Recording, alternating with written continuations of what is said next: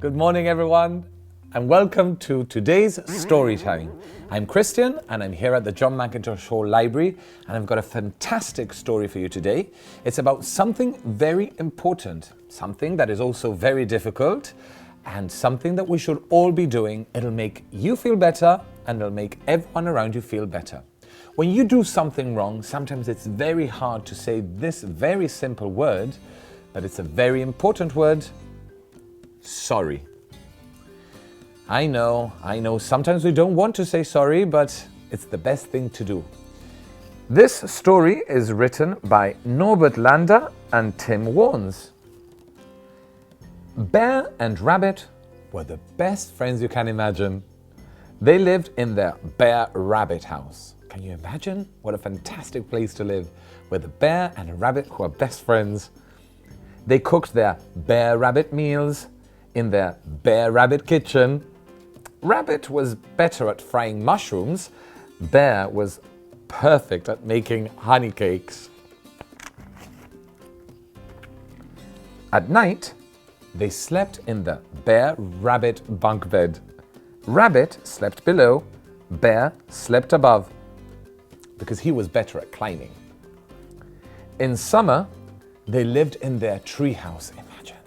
Rabbit told stories to Bear because he was better at telling stories. It was a wonderful feeling being a good friend and having a good friend. I'm sure you all have best friends. I'm sure you share lots of moments with your best friends. I love spending time with my best friends. One summer morning, Rabbit saw something blinking and twinkling in the sun. "Look, Bear," he said. "What's that down there?" Bear lowered Rabbit to the ground in his basket and climbed down.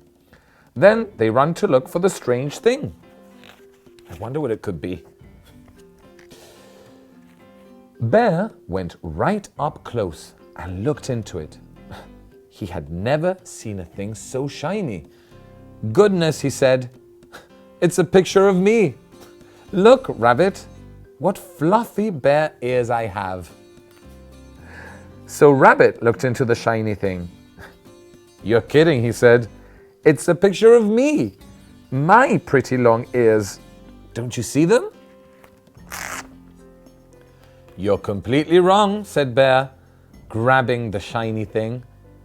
"These are small and round and fluffy bear ears. This is my picture."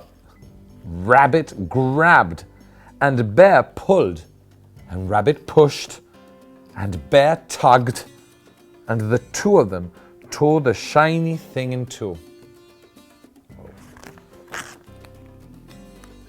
Then they both stormed off with their own little piece.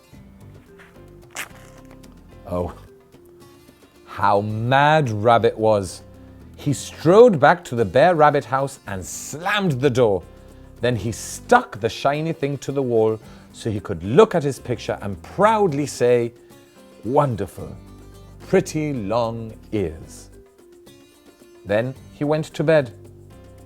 What else could he do? Alone in Bear Rabbit house. Meanwhile, Angry Bear climbed up the treehouse and stuck his piece to the wall. He sat down on the cushion to admire himself and his round, fluffy ears. Then he looked down to Bear Rabbit house.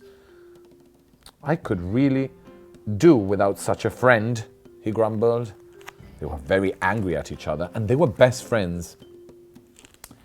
Evening came, and night came, but Rabbit could not sleep, and he wasn't angry anymore. "How silly I was," he sighed.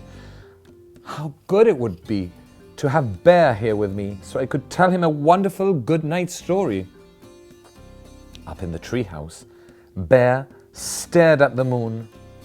He was sad, and he felt lonely just like Rabbit. "What can I do to make Rabbit happy and be my friend?" he thought. They missed each other, these two. Then Bear had an idea. He took his little piece of shiny thing and climbed down the tree. Quietly, he padded to Bear Rabbit house. But Rabbit was not in bed either. He was standing outside, holding in his hands his own little piece. When he saw Bear, Rabbit walked towards him and whispered, "Sorry, Bear. You can have my picture." "Oh no, I'm sorry," Bear said, and gave him his own. But when they got into a huddle and looked at the shiny things, what do you think they saw? A picture of both of them. "That's just perfect," said Bear and Rabbit happily. Well, how easy it was for them to fight over one little piece of shiny thing. Do you know what that shiny thing was? I'm sure you do. You've got loads of them in your house. It was a mirror.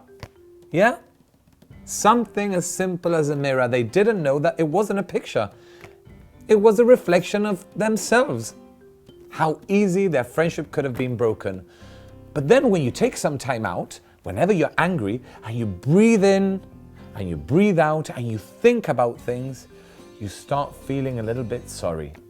But the best thing to do when you feel sorry is to tell the other person. Don't keep it to yourself, because then you'll just be angry and sorry, and the other person won't know that.